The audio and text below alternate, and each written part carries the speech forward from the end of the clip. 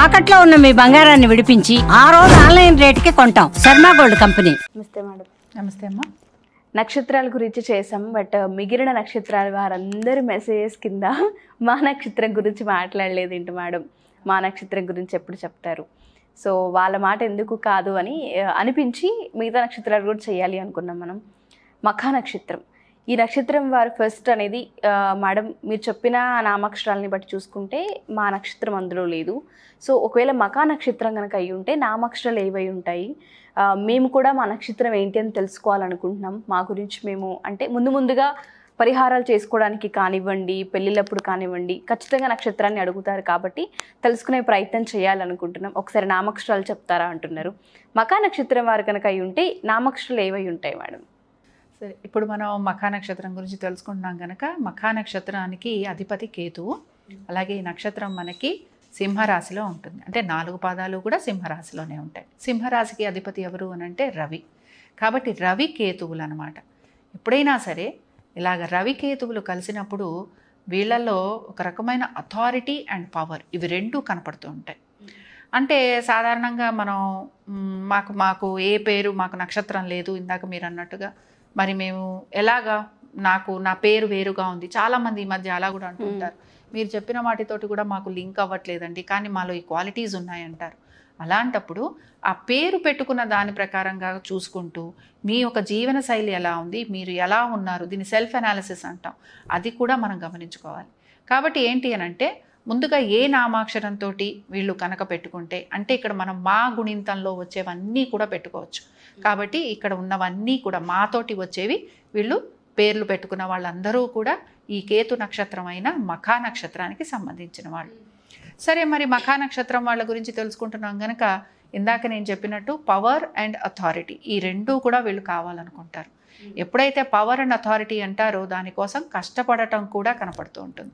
ఊరికే పవర్ రాదు, ఊరికే అథారిటీ రాదు కదా. కాబట్టి కష్టపడే తత్వం అనేది మనకి ఇందులో కనపడుతూ ఉంటుంది.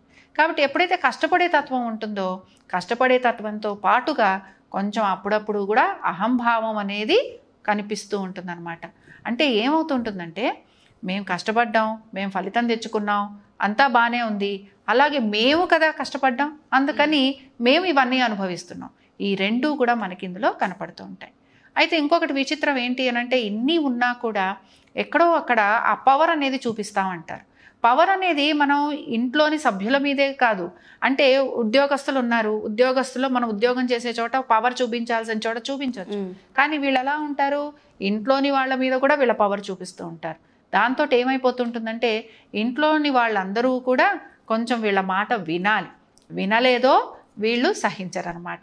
కాబట్టి వీళ్ళు మాట వినే వరకు కూడా వీళ్ళు ఏదో ఒక రకంగా వాళ్ళని ఇబ్బందికి గురి చేస్తుంటారు. అంటే కొడతారనో తిడతారనో చెప్పను నేను, బట్ ఏదో రకంగా వీళ్ళ ఒక ఇంపార్టెన్స్ అనేది చూపిస్తూ ఉంటారు. అలాగే వీళ్ళు గనక మాట వినలేదు అని అనుకుంటే భరించలేనితనం కూడా వీళ్ళలో కనపడుతూ ఉంటుంది.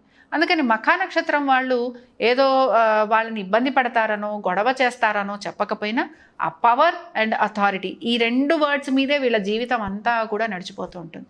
మంచి దైవ కార్యక్రమాలు చేస్తారు, భగవంతుని యందు చాలా భక్తి విశ్వాసాలు కలిగి ఉంటారు. చాలామంది ఇందులో మంచి ఉన్నత స్థితిలోకి వెళ్ళిన వాళ్ళని కూడా మనం చూస్తూ ఉంటాం. పిల్లలంటే విపరీతమైన ప్రేమ కలిగిన వాళ్ళే ఉంటారు, కానీ పిల్లలతోటి సఖ్యత అనేది లోపిస్తూ ఉంటుంది.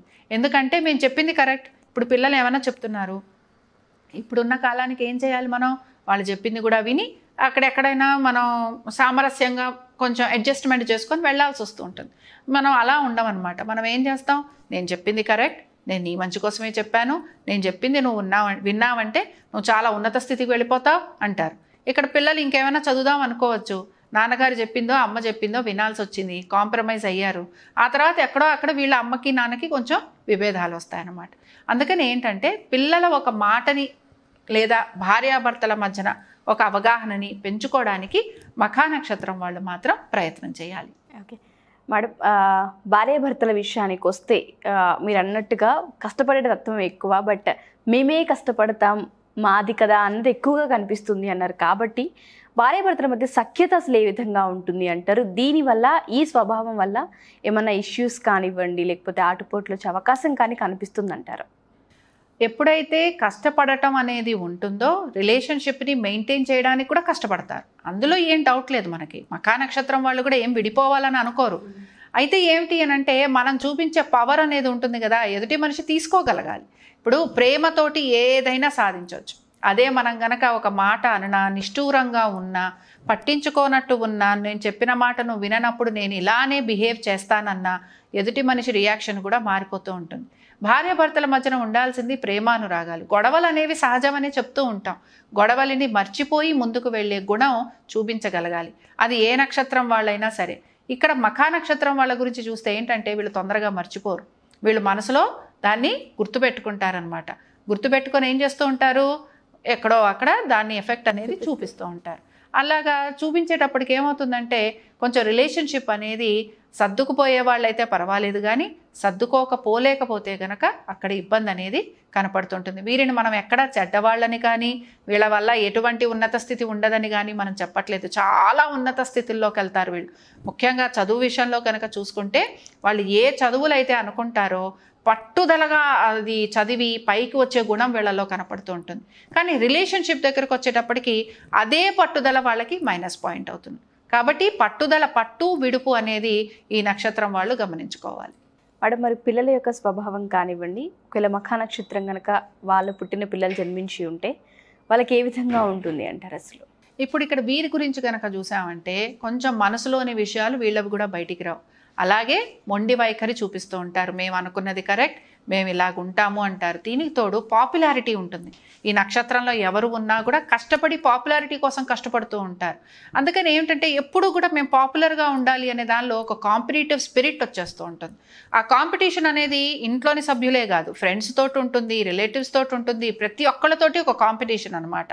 నేను ఏదో ఒక దీనిలో ఏదో ఒక నా పర్ఫార్మెన్స్ వైజ్ కానీ, నా చదువు వైజ్ కానీ, లేకపోతే నా ఉద్యోగ రీత్యా కానీ, నా వ్యాపార రీత్యా కానీ, లేకపోతే నా ఆర్థిక పరిస్థితుల రీత్యా కానీ నేను అందరికంటే కూడా ఉన్నత స్థితిలో ఉండాలి అనే ప్రయత్నం వీళ్ళలో ఎక్కువ ఉంటుంది. కాబట్టి పిల్లల గురించి కూడా మనం ఏం చెప్పుకుంటామంటే చక్కటి తెలివితేటలు గలవాళ్ళు. అనుకున్న సబ్జెక్ట్స్ ఏవైతే ఉంటాయో వీళ్ళు అన్ని రకాల సబ్జెక్ట్స్ చదవగలరు. వీళ్ళు ఏమి కష్టపడిపోతున్నాము అనే స్వభావం కూడా చూపించరు. ఏదన్నా ఎక్కడన్నా రాకపోతే దాని గురించి ఎక్కువగా కష్టపడతారు. మఖా నక్షత్రం వాళ్ళు బాగా కష్టపడే తత్వం ఉన్నవాళ్ళు. అంటే ఏదైనా సాధించాలి అని అనుకున్నారు అంటే 100% సాధిస్తారనమాట. కాబట్టి ఆ సాధించే గుణం ఉంది గనక చక్కగా విద్యార్థులలో మంచిగా పట్టుదల కనపడుతుంది, తెలివితేటలు కనపడతాయి. చదివేందుకు చక్కగా మంచి మంచి ఉపాధులను కూడా వాళ్ళు తెచ్చుకుంటారు.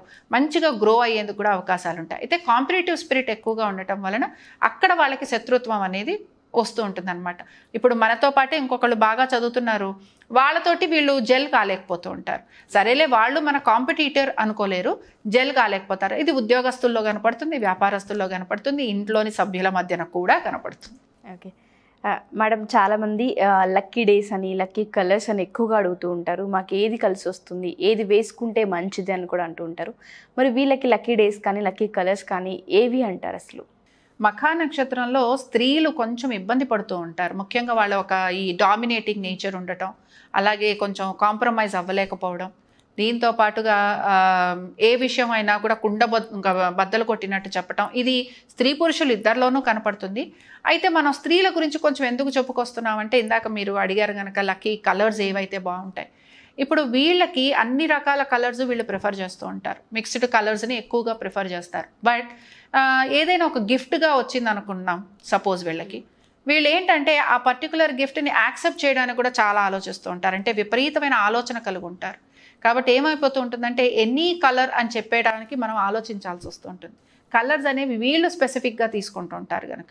కాబట్టి ఆరెంజ్ కలర్స్ బాగుంటాయి. వీళ్ళు మంచిగా ఆరెంజ్ కలర్స్ ఏవైనా వేసుకోవచ్చు, రెడ్ కలర్స్ వేసుకోవచ్చు, దీంతో పాటు వైట్స్ వేసుకోవచ్చు, మిక్స్డ్ కలర్స్ కూడా వీళ్ళు వేసుకోవచ్చు. అలాగే మనం జ్యువెలరీ గురించి మాట్లాడుతూ ఉంటాం. ఇప్పుడు మామూలుగా సిల్వర్ కానీ, గోల్డ్ కానీ ఇలాంటివి వీళ్ళు వేసుకోవచ్చు. ఏదైనా సరే, అంటే ఏదైనా ఒక మెటల్ ఉంటే కాంబినేషన్స్లో ఇప్పుడు మనకు వస్తున్నాయి కదా, ఈ వైట్ మెటల్ అని, తర్వాత బ్లాక్ మెటల్ అని. బ్లాక్ మెటల్ తప్ప వైట్ మెటల్ ఇలాంటివన్నీ కూడా వీళ్ళు ట్రై చేయొచ్చు. ఇంకా మనం పురుషుల దగ్గరకు వచ్చాము అని అంటే వీళ్ళు కూడా కాంబినేషన్స్లోకి వచ్చినప్పుడు రెడ్స్ కానీ, ఆరెంజెస్ కానీ, వైట్స్ కానీ ఇలాంటివన్నీ కూడా వీళ్ళు మిక్స్డ్ కలర్స్ కానీ వీళ్ళు ట్రై చేయొచ్చు. అయితే కాంప్రమైజ్ అవ్వడానికి మాత్రం ఈ నక్షత్రంలో పుట్టిన స్త్రీ పురుషులు కానీ, సంతానం కానీ, పిల్లలు కానీ ప్రయత్నం అయితే చేయాలి. ఇంకొకటి లక్కీ డేస్ ఏంటి అంటే 2, 3, 4, 5 ఈ నంబర్స్ వీళ్ళకి బాగుంటాయి. లక్కీ డేస్ గురించి చూసాము అని అంటే గనక వీళ్ళకి ఆదివారం బాగుంటుంది, బుధవారం బాగుంటుంది, గురువారం కూడా వీళ్ళకి చాలా కలిసి వస్తుంది. గురువారం ఒకటి చాలా బాగుంటుంది, బుధవారం ఎక్కువ ప్రయత్నం చేస్తూ ఉంటారు, ఆదివారం అనుకున్న పనులన్నింటిలోనూ కూడా వీళ్ళకి విజయం వచ్చేందుకు అవకాశం ఉంటుంది. చాలామంది ఏమంటారంటే ఆదివారం సెలవు దినం కదండి అంటారు. చాలా ట్రాన్సాక్షన్స్ కానీ, చాలా బిజినెస్ నెగోసియేషన్స్ కానీ, చాలా రకాలుగా ఇది మా చిన్నప్పుడు అంటే ఆదివారం అంటే అన్ని మూసేసి ఉండేవి. ఇప్పుడు అన్ని రకాల షాప్స్ తెరిచి ఉంచుతున్నారు. కాబట్టి ముఖ్యంగా గోల్డ్ బిజినెస్ లాంటివి చేసే వాళ్ళు ఎవరైతే ఉంటారో వాళ్ళందరికీ కూడా ఆదివారం చాలా బాగా వాళ్ళకి కలిసి వస్తూ ఉంటుంది. మేడం, చాలామంది అడిగేది ఏంటంటే మేము ఎటువంటి దానాలు చేయాలి, లేకపోతే ఎటువంటి పెయింటింగ్స్ని పెట్టుకుంటే ఇంట్లో మంచిది, ఎటువంటి పిక్చర్స్ని మేము పేస్ట్ చేసుకోవచ్చు ఇంట్లో అని అడుగుతూ ఉంటారు. సో దానికి సంబంధించి ఒకసారి. మఖా నక్షత్రం వాళ్ళు పితృదేవతలని ఆరాధించాలి. మఖా నక్షత్రం వాళ్ళు సంతానం కలిగేందుకు ఇబ్బంది పడటము, కొంచెం అబార్షన్స్ లాంటివి అవ్వటము, మగవారికి అయితే కొంచెం చిన్న చిన్న ఇబ్బందులు కలగటము ఇలాంటివి జరుగుతూ ఉంటాయి. అంటే ఆరోగ్యపరమైనవి అనుకుందాం, పేరు ప్రఖ్యాతుల కోసం అనుకుందాం, ఆర్థికంగా అనుకుందాం, సంతానం కోసం అనుకుందాం. వీళ్ళు పితృదేవతలని గనక స్మరించిన, పితృదేవతలకి సంబంధించి ఎటువంటి పరిహారం చేసినా చాలా చక్కటి ఫలితాలు ఉంటాయి. కాబట్టి వీళ్ళు ఏం చేయాలి అని అంటే ప్రతిరోజు కూడా ఒక అన్నం ముద్దని తీసుకొని అందులో మీరు వండిన పదార్థాలు ఏవైతే ఉంటాయో దాంతో ఒక చిన్న కాకి ముద్ద అంటారు, ఆ కాకి ముద్దని చేసి కాకికి పెట్టడం అలవాటు చేసుకోవాలి. కాకి గనక ఆ ముద్దని తింది అని అంటే వీరు పడుతున్న ఇబ్బందులు వాళ్ళ నక్షత్ర పరంగా కానీ ఇంకొక రకంగా కానీ, ఎందుకంటే మఖా నక్షత్రం అనగానే శాంతి నక్షత్రం అంటాం కాబట్టి కొంచెం గుండపు శాంతి చేయిస్తూ ఉంటారు, పెద్ద శాంతులే పడుతూ ఉంటాయి ఈ నక్షత్రానికి. కాబట్టి ఈ నక్షత్రానికి శాంతి నక్షత్రం అని కూడా పేరు గనక వీరికి ఏదో ఒక రకమైన ఇబ్బంది అనేది వీరు పడుతూ ఉంటారు. కాబట్టి వీరు కాకి పిండం పెట్టడం, లేకపోతే కాకికి అన్నం పెట్టడం, ఇక్కడ ఏదో ప్రత్యేకించి మనం చేయాల్సిన అవసరం లేదు.